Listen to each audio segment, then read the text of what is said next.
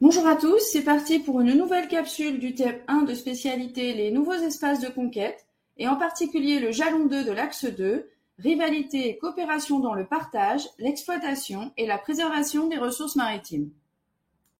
Appropriation, exploitation ou protection des mers et des océans, quels sont les enjeux et les modalités de la négociation? Grand A de la loi du plus fort à une convention internationale. Dans le cas de la coopération au niveau des mers et des océans, il faut d'abord retenir une dimension chronologique.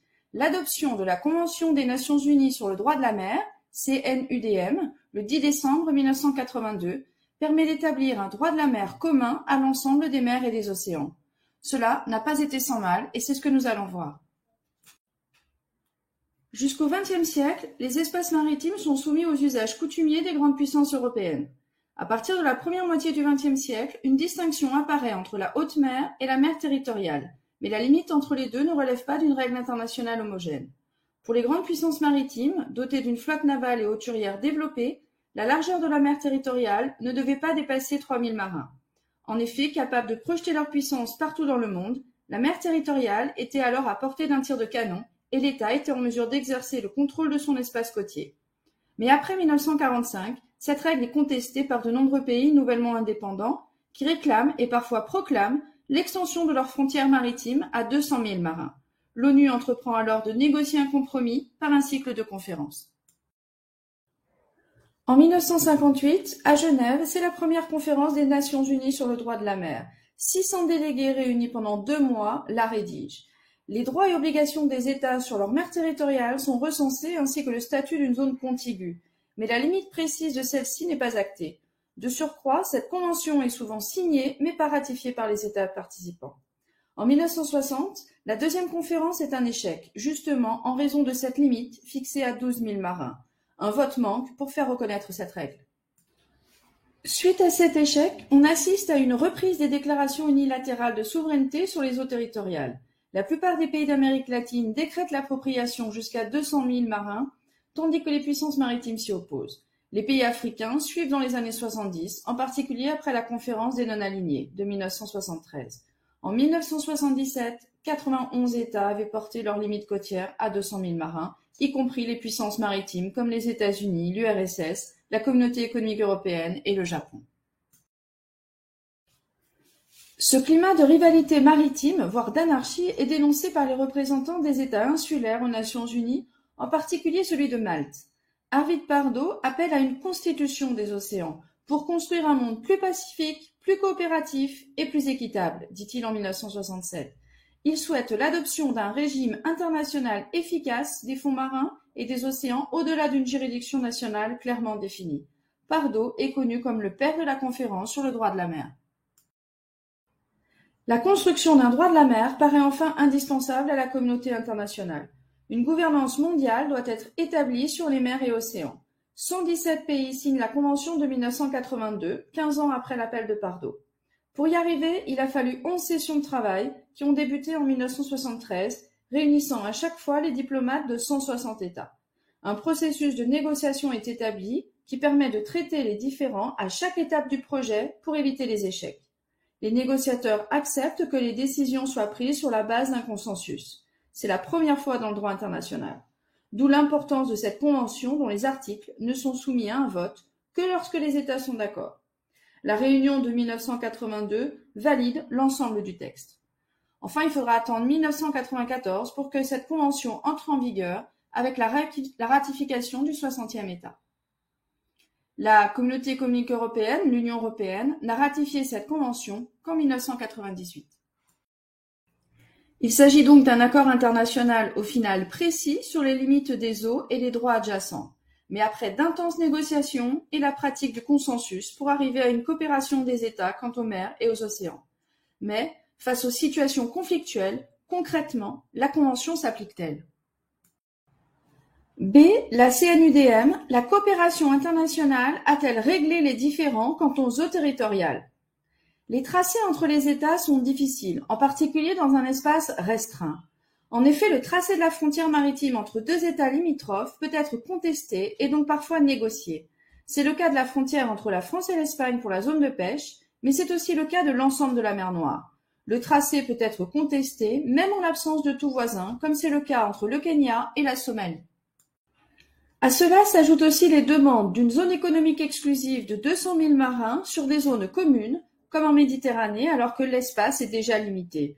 C'est le cas par exemple entre l'Égypte, Israël, le Liban et Chypre, où une partie des ZEE de ces 4 pays se chevauche logiquement. L'ajout d'une île souveraine ou non bouleverse aussi le rapport de force. En effet, l'histoire s'invite alors dans cette répartition de la souveraineté maritime. Les îles grecques de la mer Égée, au large de la Turquie, sont dans cette situation, d'autant que la Turquie n'est pas signataire de la Convention. Ceuta, Melilla ou Gibraltar sont dans cette situation. En effet, l'Espagne peut alors tirer bénéfice de la ZEE de ses enclaves au Maroc, alors que les Britanniques, qui possèdent l'îlot de Gibraltar, peuvent le faire aux dépens de l'Espagne. Lampedusa est une île italienne et se situe non loin des côtes tunisiennes. Les États européens ont plus d'îles qui relèvent de leur souveraineté que les États du Sud et de l'Est de la Méditerranée. La question des ressources explique aussi les revendications et les rivalités. La mer dispose en effet de nombreuses ressources énergétiques et halieutiques. La France et l'Espagne, par exemple, s'opposent sur la configuration des zones de pêche, mais c'est aussi un conflit d'usage de l'espace entre les acteurs de la pêche traditionnelle et ceux des gros navires européens. Certaines zones connaissent un problème quand d'autres les accumulent. La géopolitique régionale a donc un point évident sur les zones maritimes. Mais la Méditerranée est aussi un espace de coopération. Des accords bilatéraux entre les pays du Nord sont assez fréquents. La règle de l'équidistance est le plus souvent appliquée. Les négociations sont parfois plus difficiles, comme en mer Adriatique, où la coopération est presque aboutie. Les zones de protection écologique illustrent la capacité des États à coopérer. Elles sont étendues au nord, mais malheureusement absentes au sud. Enfin, le droit de la mer se judiciarise. La Convention permet de résoudre les différends par des moyens pacifiques en ayant recours au Tribunal international du droit de la mer ou même devant la Cour internationale de justice de La Haye. Cependant, tous les pays n'ont pas ratifié la CNUDM ou même celle de la Cour internationale de justice, comme c'est le cas des États-Unis. N'hésitez pas à réutiliser ce schéma du découpage des eaux pour une dissertation sur ce sujet. Grand C enfin, la coopération internationale a-t-elle réglé les différends quant à la haute mer? La haute mer représente plus de 50% de la surface de la planète. L'article 89 de la Convention reprend le principe ancien de la liberté de la haute mer. Aucun État ne peut légitimement prétendre soumettre une partie quelconque de la haute mer à sa souveraineté. Cependant, cela n'en fait pas du tout un espace de non-droit. Les Nations unies distinguent la colonne d'eau et la zone. La colonne d'eau est un espace de liberté de navigation, de survol, de pêche. On peut aussi y déposer les câbles. Ce n'est pas une zone de non-droit. La zone, ou zone au-delà des juridictions nationales, ZAJN, est un patrimoine commun de l'humanité.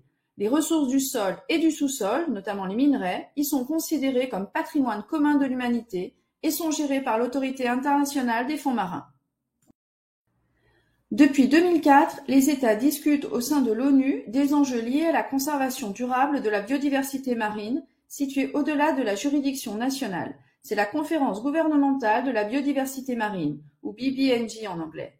4 conférences ont eu lieu depuis 2018 pour trouver un accord sur un instrument contraignant pour appliquer le CNUDM.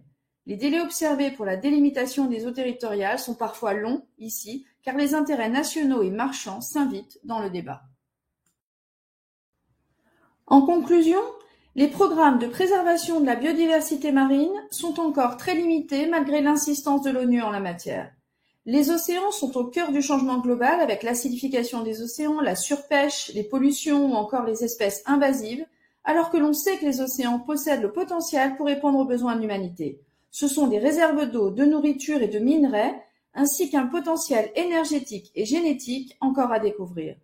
Dans ce contexte, la coopération internationale devrait être une priorité. Mais c'est la société civile qui prend alors le relais. Les travaux du GIEC deviennent alarmants, comme les campagnes d'ONG telles que WWF, Greenpeace, voire l'action directe prônée par Sea Shepherd.